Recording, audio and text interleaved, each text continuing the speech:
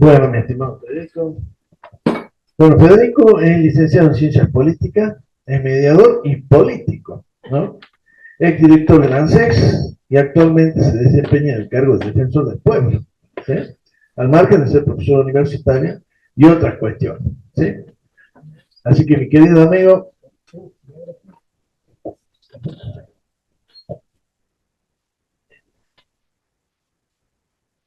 Bueno, agradecerles en primer lugar la invitación a COFAR y especialmente a José, que permanentemente está activando temas vinculados a la cultura y al quehacer nuestro.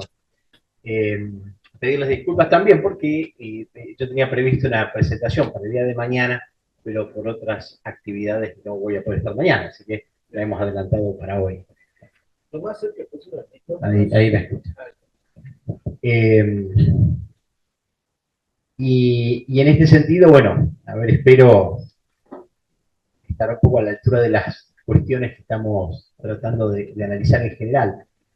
Siempre es un gusto escucharlo al profesor Gutiérrez, que por supuesto después también tenemos que escuchar, eh, tanto por el conocimiento que tienen y porque, bueno, la especialidad que van trabajando día a día. Así que a mí me quedaba básicamente pensar las cuestiones que tienen que ver con algunas transformaciones que estamos viendo en el último tiempo en materia de la cultura política.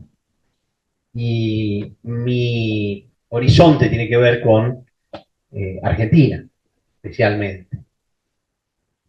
Si nosotros hiciéramos un intento, ¿no?, de recordar, um, y algo muy interesante que decía recién el profe Gutiérrez, ¿no? Dice, bueno, eh, voy a parafrasear un poco la cuestión, la cultura no es inmutable.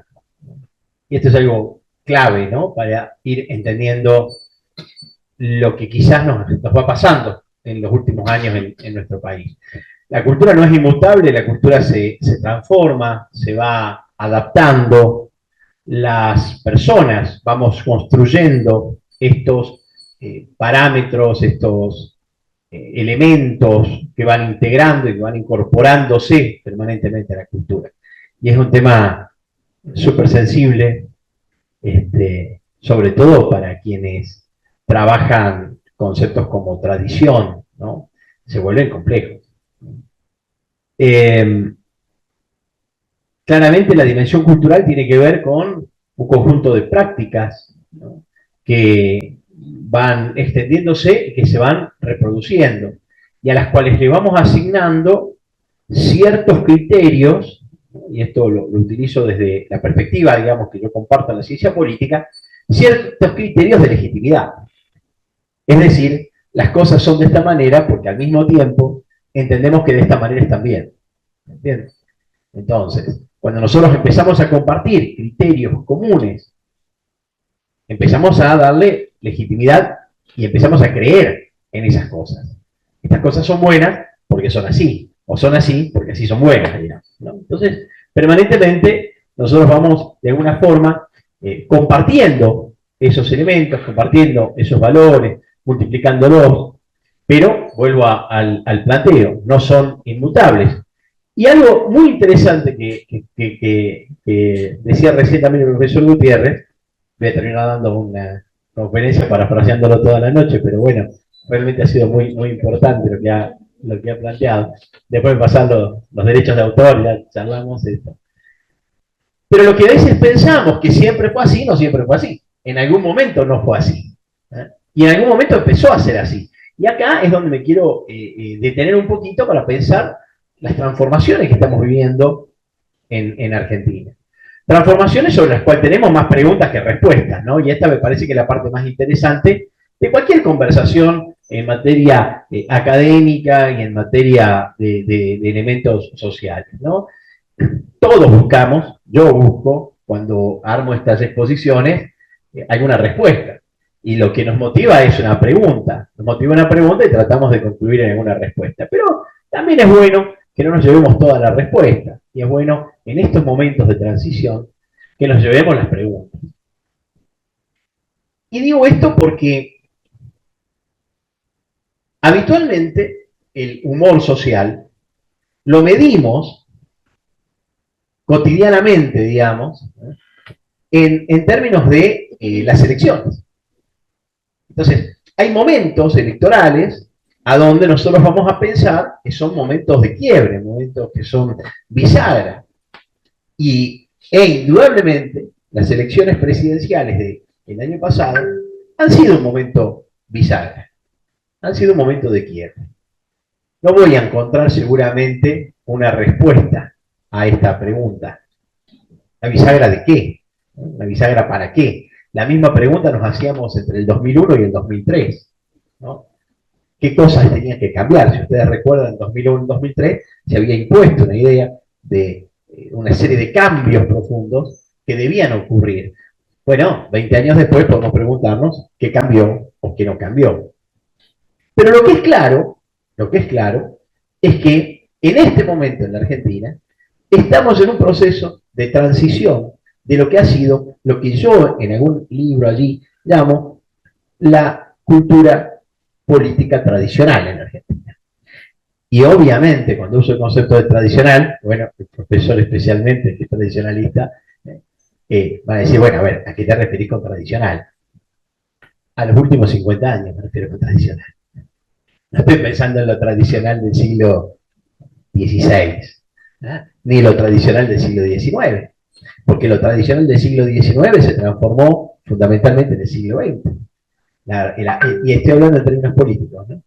Digo, el arribo, por ejemplo, del radicalismo al poder a partir de 1916 trastoca, ¿no? O es la demostración de la alteración del ordenamiento político creado allá por 1860 o 1870, consolidado en el 80, al que hacía referencia recién, y sobre el cual los historiadores tienen consenso en torno a el espacio o el momento de conformación del Estado Nacional.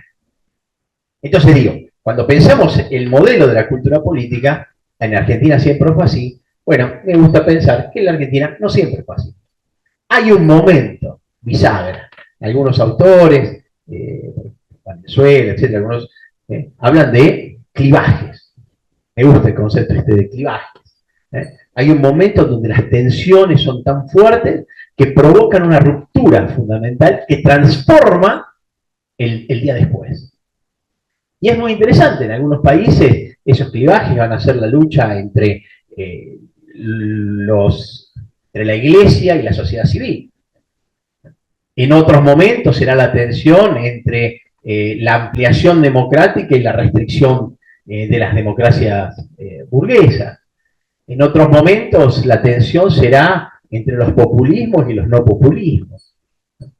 Es decir, cada sociedad va articulando su ordenamiento político en función de aquellas cuestiones claves, digamos, que jalonan, podemos decir así, el movimiento político, que lo vamos a revisar, lo vamos a ver, lo vamos a manifestar quizás en momentos electorales en las democracias occidentales, pero no es el único momento. Para que el momento electoral ocurriese, lo que tenemos que hacer es empezar a pensar cómo se venía gestando esa transformación. Obviamente, cuando nosotros pensamos hoy, desde el siglo XXI, ¿no? Por ejemplo, el proceso de 1916, ¿no? Digo, la llegada del radicalismo a la presidencia de la Nación, uno podría decir, bueno, pero estaban los elementos dados.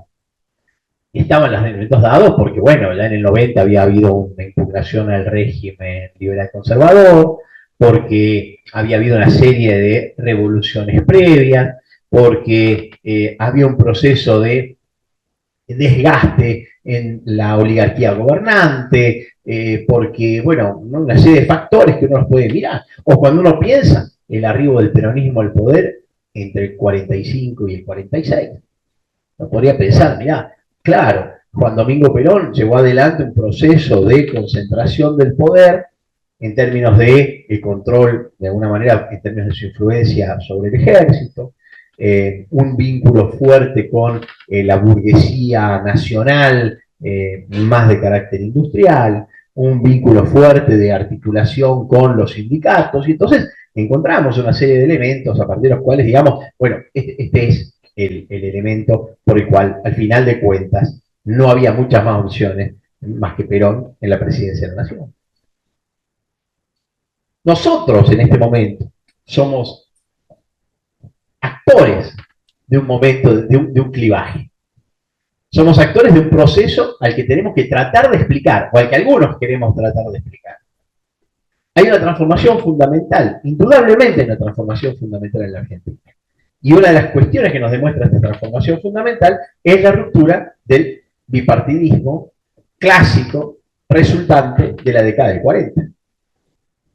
En la década del 40, y esto es una hipótesis de trabajo, en la década del 40 se consolida el radicalismo en la Argentina. Podemos discutir, y generalmente los historiadores, ¿no? Digo, van a repensar esto, digo, pero la fundación quizás del partido, para allá por 1891, pero la consolidación ideológica, identitaria, aquello que le da la identidad de alguna manera del radicalismo, no es sino hasta la década del 40. Y esto ocurre por varios factores. El primero de estos factores son las interrupciones democráticas. Es decir, las interrupciones democráticas y la proscripción o la abstención del radicalismo va a hacer que se demore su proceso de institucionalización.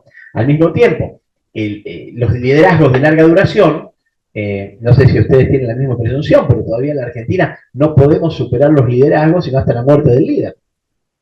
Esto es algo típico de nuestro país, ¿no? Si no es hasta la muerte de Roca, Roca sigue influyendo sobre el Partido Autonomista, no es hasta la muerte de Irigoyen, que el Partido Radical, o hasta la muerte de Alvear, o hasta la muerte del mismo Perón. Y esta es la demora fundamental que tiene la consolidación del Partido Peronista, o del Partido Justicialista, o de la opción justicialista, como gusta más llamarlo a mí.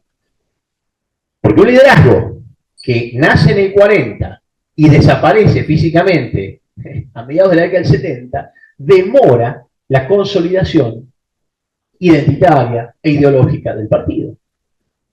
Entonces, recién en la década de 1900, esto, con las interrupciones militares correspondientes, que todos conocemos, con las interrupciones democráticas correspondientes, claramente retrasó la configuración de un marco ideológico del modo peronista. Y no quiero entrar en el debate de qué es el peronista o qué no es el peronista, además no sería objeto ni siquiera de mi especialidad. Pero hoy se discute, ¿no?, qué es ser peronista. Y al mismo tiempo se discute quizás qué es ser radical, si es que todavía esa discusión explica algo. Lo cierto es que la elección pasada, lo que ha demostrado, la elección presidencial pasada, lo que ha demostrado es la ruptura de esta dinámica típica de la década del 40 a la década del 80. Porque lo que no podemos seguir haciendo es explicando la dinámica política dentro de los mismos parámetros con los cuales funcionaba la política entre la década del 40 y del 80. Y uno de los elementos fundamentales, fíjense ustedes, uno de los elementos fundamentales es cuando nos encontrábamos en las elecciones anteriores diciendo, antes los chicos votaban como los padres, hoy los padres votan como los chicos. Me parece a mí que este es un elemento muy interesante, digamos, para tener en cuenta en la reflexión sobre sociología política, sobre cultura política. Y no sé si los chicos votan como los padres o los padres votan como los chicos. Lo que es claro es que las pertenencias clásicas, institucionales, han desaparecido. ¿Es deseable que vuelvan? Y no lo sé. ¿Podemos hacer que vuelvan? Y es como pedir refundar el Partido Autonomista Nacional. Seguramente sería una anacronía fenomenal. Hoy nosotros en la Argentina estamos viviendo un proceso de tensión entre ciertos sectores del trabajo y las transformaciones económicas del gobierno. No sé cuál tiene razón, no sería eje tampoco de esta conversación saber cuál tiene razón. Lo que sí es claro es que el movimiento obrero en la Argentina, hoy, me refiero al día de hoy, ¿no?, 7 de noviembre del año 2024, no ha encontrado mecanismos de lucha y de protesta a la altura de los tiempos. Y entonces, estamos discutiendo sobre bases similares a la década del 70, a la década del 80, pero sobre una dimensión cultural distinta. Digo, los jóvenes que hoy se están afectados en la lucha por la distribución, que es en última instancia lo que se está discutiendo, no estoy tan seguro si quieren, si están dispuestos a luchar como hubiéramos luchado nosotros generaciones anteriores, a tolerar ese marco, ¿no?, de relaciones laborales como las que habíamos tolerado nosotros. Digo, los mecanismos, miren ustedes, la década del 90 en la Argentina nos enseñó que hay otros caminos de protesta. El movimiento piquetero, por ejemplo, era la respuesta a un conflicto social fuerte, fue la respuesta a un conflicto social fuerte. ¿Y cuál era el problema fundamental de los piqueteros? Que no podían hacer paro. ¿Y por qué no podían hacer paro? Porque no tenían empleo. Entonces no tenían empleo, no podían hacer paro. La alternativa, ¿cuál era? Visibilizar la lucha desde otro lugar. Bueno, hoy, la lucha de muchos actores sociales, de muchos actores políticos, sigue respondiendo a lógicas, digamos, previas a esta transformación social y cultural que vivimos en la Argentina.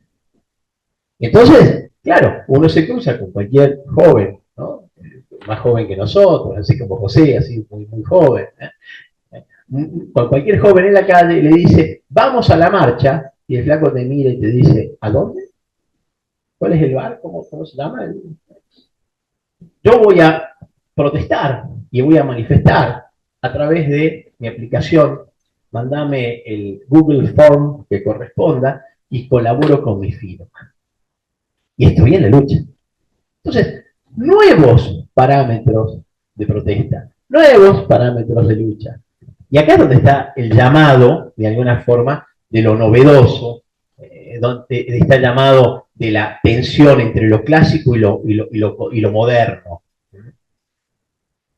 Entiendo claramente que la configuración de partidos políticos que nosotros tenemos en nuestro marco conceptual ha desaparecido o está en proceso de desaparición. Tratar de explicar la dinámica política como la explicábamos en la década del 40, en la década del 80 o en la década del 90 es no poder explicar nada. Quienes tratamos de mirar esta realidad tenemos que tratar de comprender en primer lugar cuál es el estado, digamos, cultural, el estado en términos de valores de nuestros actores, sobre todo de nuestros actores más jóvenes. Y digamos de nuestros actores más jóvenes, ¿por qué? Porque lo que ha habido, y tampoco creo que los analistas, por lo menos de la elección anterior, no lo tuvieron en cuenta, es un recambio generacional fenomenal en la Argentina. Aquellos viejos luchadores del 70 no están. Y si están, no son relevantes en la dinámica política. Y entonces nos quedamos utilizando esquemas conceptuales anacrónicos. Queremos explicar la cosa entre radicales y peronistas. Bueno, no se explica ya por ahí. Queremos explicar la cosa sobre la base de presumir que todos los argentinos seguimos pensando que la alternativa es colectiva. No se explica por ahí. Queremos explicar la cosa desde la lógica que el sistema educativo, por ejemplo, transmite valores de la nacionalidad. Y no sé si se explican por ahí. Hoy la cuestión se explica por otro lado. Y usted me dirá, bueno, ¿y cuál es el otro lado? No lo sé. No lo puedo encontrar al otro lado todavía. Sé que esos marcos no me explican nada. Así como no me explica nada el marco de la derecha y la izquierda. ¿Simplifica la cosa? Ah, sí, simplifica el discurso, pero ¿explica el fondo? No lo explica el fondo, y menos en la Argentina. ¿A quién pongo la derecha de quién? ¿Y a quién pongo la izquierda de quién? Y cuando alguien a mí me dice, o cuando alguien a nosotros nos dice, vamos a volver al modelo agroexportador, lo que está haciendo es una anacronía fenomenal. Entonces es imposible. Y es una mentira, pero es una mentira creíble. Guarda. Ah, porque aquel momento del siglo XIX fue genial, porque la Argentina era, no sé, el cuarto o octavo país del mundo. Buenísimo. Ahora bien, lo que pasó después es un fuerte proceso de redistribución del ingreso, porque aquel modelo lo que no provocaba era distribución. Y lo que hoy tenemos que discutir en la Argentina es si el proyecto social y cultural sigue siendo de base colectiva y distributiva. O lo que estamos discutiendo es el imperio de lo individual por sobre las redes sociales colectivas. Es mejor ser colectivo, digamos, y distribucionista, o es mejor ser más individualista sobre la base de la ruptura de las relaciones colectivas. No lo sé. Te puedo decir lo que yo creo. No, claramente. Tengo algunas canas. ¿Eh? Y como tengo algunas canas, más vale que creo en el sistema colectivo. Y esto no me hace comunista. Y si me hace comunista tampoco me preocupa demasiado, porque me hace problema mío. Ahora digo, esto es lo que yo creo. La cuestión es si nuestros jóvenes están creyendo esto. La cuestión es si colectivamente estamos creyendo esto. Y acá es donde les decía recién, quienes siguen pensando, por ejemplo, la lucha del trabajo, en muchos casos siguen trabajando sobre estos marcos de hipótesis. Y entonces lo que ofrecen a la sociedad son modelos de lucha anacrónicos, que no sé si colaboran a la construcción colectiva. ¿Qué es lo que tenemos que pensar para adelante? Bueno, yo creo que lo que tenemos que pensar para adelante, quienes trabajamos o tratamos de explicar la dinámica, ¿no?, de lo social, de lo político y por lo tanto de la dimensión de la cultura política, es cuáles son, digamos, cuál es la tensión. Pero tenemos que identificar cuál es la tensión, cuál es el clivaje del 2020. El clivaje es populismo versus no populismo, es derecha versus izquierda, liberalismo versus no liberalismo, conservadores versus no conservadores. ¿Cuál es el clivaje? ¿Cuál es la tensión? Obviamente es difícil porque estamos nadando en ese clivaje, estamos en la mitad de ese río, ¿no? Es difícil encontrar el horizonte. Pero claramente tenemos que tratar de tomar la distancia suficiente para tratar de encontrar los elementos que explican las transformaciones, que explican, perdón, la tensión. Si podemos entender cuál es la tensión, seguramente vamos a poder encontrar la punta del ovillo para entender cuáles han sido las transformaciones necesarias para llegar hasta acá. ¿Qué es lo que pasó para llegar hasta acá? ¿Cómo llegamos a ser, fíjense ustedes, de una nación? Porque acá hay un elemento clave, yo creo, y es la ruptura del consenso liberal en el siglo XX. El siglo XIX se configura sobre la base de un consenso liberal, que aún, digamos, en la crisis del consenso liberal, ha tenido mucha más presencia que cualquier otro modelo consensual. La ruptura del orden liberal, la crisis del consenso liberal, no ha sido en la Argentina reemplazado por otro consenso. El consenso industrialista de mediados del siglo XX no fue acompañado por una burguesía industrial argentina que verdaderamente transforme la estructura liberal conservadora del siglo XIX. Y miren, tanto es así, que el presidente de la Nación nos dice, les propongo volver al modelo liberal del siglo XIX, y el 52% de los argentinos le dijo, bueno. Sí, pero bueno, octavo país del mundo, no sé, una serie de mitos construidos, algunos más o menos ciertos, pero porque el debate no era ese. El debate no es si la Argentina tenía un PBI alto o un PBI bajo. Porque en el 16, en 1916, en 1914, en 1943 o en 1945, el debate no era si la Argentina tenía un alto PBI. El debate era qué hacíamos con los procesos de distribución de la riqueza. Y si íbamos a incorporar a los sectores sociales que estaban desarrollándose, sectores medios, sectores trabajadores e incluso las mujeres, a los procesos de distribución de la riqueza. O los íbamos a dejar afuera. Y acá se da, fíjense ustedes, la otra dimensión del consenso. En la década del 40, lo que nos vamos a preguntar como sociedad es, ¿incorporamos a los sectores populares, a los trabajadores, en los procesos de distribución de la riqueza? Sí. ¿El modelo industrial exportador los incorpora? No. ¿Es lo que hace falta? Un nuevo consenso. Y ese consenso es el consenso industrial. ¿Se consolida? No, no se consolida. Termina en el 55 en una crisis fenomenal. Pero tampoco lo logra el desarrollismo. Y tampoco lo logra el neoliberalismo que se va imponiendo desde la década del 70. Y esto es lo interesante, me parece, de lo que ha pasado en las elecciones del año pasado. Es como reverdecer del consenso liberal. A los nuevos liberales de la libertad avanza y estas cosas, no les gusta que los llamen neoliberales, porque son neoliberales. Alfonsín los llamaba neoconservadores. Les podrá gustar más o menos, no sé, hay que discutirlo con Raúl Alfonsín. Balbín lo decía. Balbín ya lo decía, de acá lo que estamos discutiendo. Es básicamente una remoción, una reedición de un conjunto de valores clásicos, pero sobre los cuales en la Argentina se creó un consenso y que no pudo ser superado por los procesos posteriores. Y esto era un poco lo que decía hace un rato. ¿Y por qué no pudo ser superado? Por las distintas interrupciones, yo creo, democráticas, o las distintas interrupciones a la democracia, que trataron por las vías autoritarias de imponer un modelo, imponer un consenso autoritario. Bueno, no se pudo. Y esperemos que las nuevas generaciones no acepten de ninguna manera la imposición de modelos autoritarios e excluyentes. Porque acá es donde tenemos que llamar la atención. Nosotros podemos establecer modelos, pero seguramente estos modelos tienen que ser inclusivos, tienen que ser redistributivos, tienen que ser justos, tienen que ser equitativos. Porque este es el sueño que tenemos para la Argentina.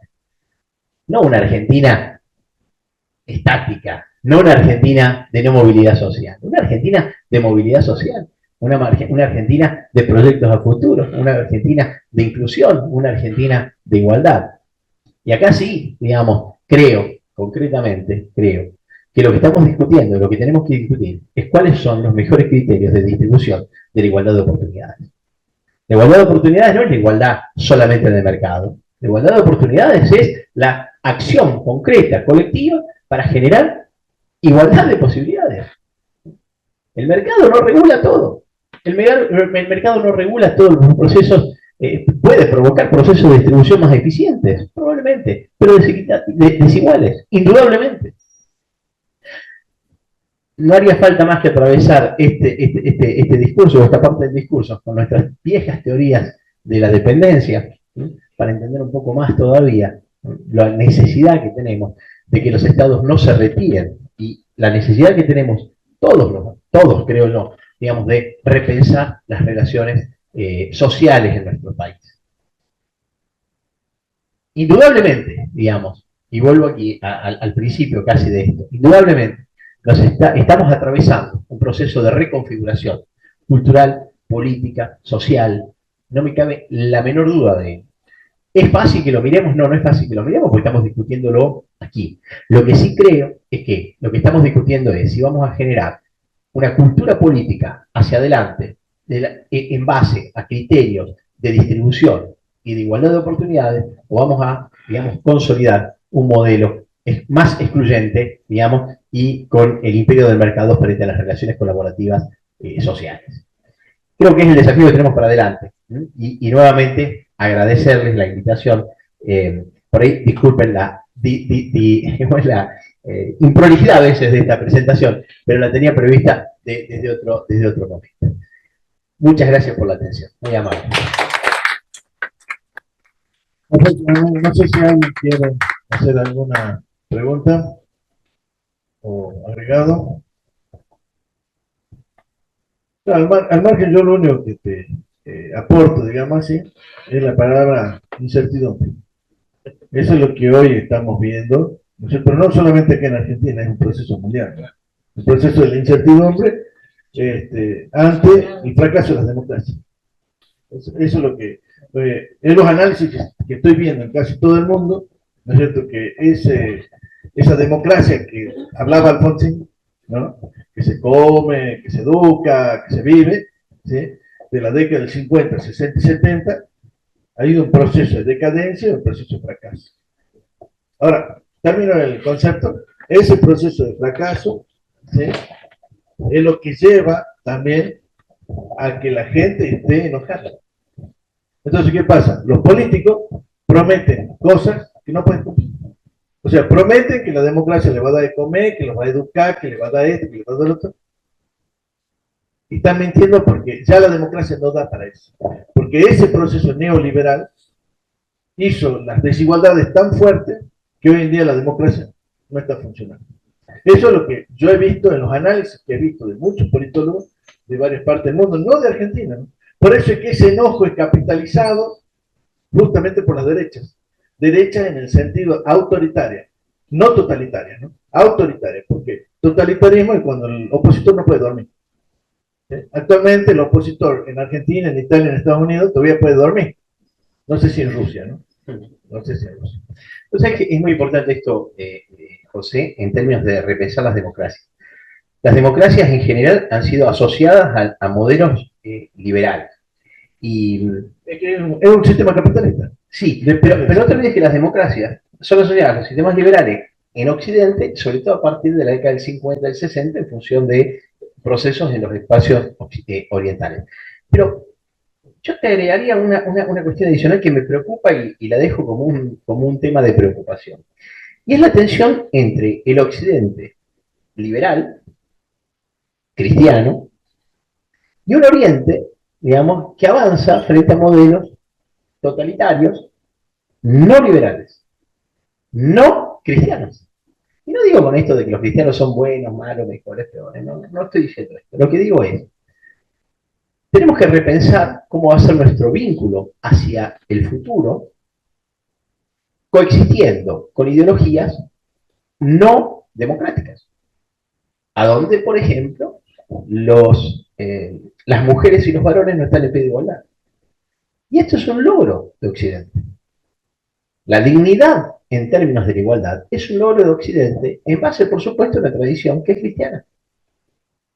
A mí me parece que esto no lo tengo del todo desarrollado, solamente lo dejo como una preocupación, porque fíjense ustedes que hoy se está debatiendo en el planeta la persistencia de las democracias y la persistencia del criterio del liberalismo, al menos del criterio. Recién acabo de plantear que estos criterios del liberalismo, y concuerdo plenamente con vos, no son solamente, no son altamente eficientes en los procesos de distribución. Y generan desigualdades, por supuesto que sí. No, por supuesto. Se suponía que la democracia venía a resolver ese problema, no lo pudo resolver.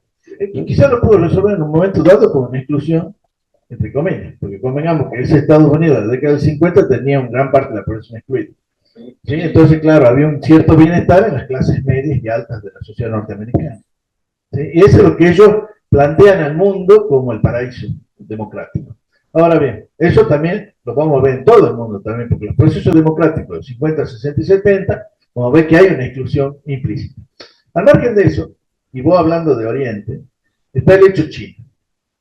¿Sí? Bueno, ahora, ¿qué pasa? China fue siempre el eje mundial de la cultura universal, durante 5.000 años. En los últimos 300 años, ¿sí?, el neocolonialismo inglés la destruyó y la mantuvo como colonia. Hoy en día China vuelve a retomar su hegemonía mundial, pero con su viejo sistema de enjambre. Siempre trabajó así, como un enjambre de abejas. Entonces, todo nuestro sentido occidental y cristiano, democrático, liberal o como vos quieras, no tiene nada que ver con el sistema chino. ¿Sí? Porque ellos funcionan realmente como, si alguna vez has visto Viaje a las Estrellas, Star Trek, como los Borg. Si has visto alguna vez cómo funcionan los Borg, es una maquinaria conjunta de trabajo donde cada uno hace lo suyo y donde no hay posibilidad de avance dentro de cada uno de esos esquemas. Pero es una cultura totalmente diferente a la que nosotros estamos planteando como el famoso vivir bien, ¿no es cierto? Como nosotros podemos plantear, decir, el estado de bienestar. Es muy diferente. Y bueno, pero esa cultura hoy en día va a ser nuevamente imperio. Han podido salir del yugo, de la pata encima de Occidente. Yo creo que en eso es interesante, José, la victoria de Donald Trump.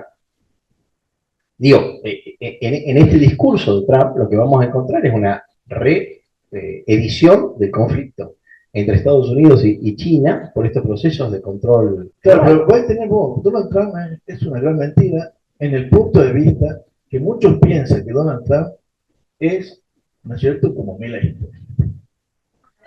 Nada que ver. O sea, lo consideran a Donald Trump como un mundialista. Y en realidad, Donald Trump es un proteccionista.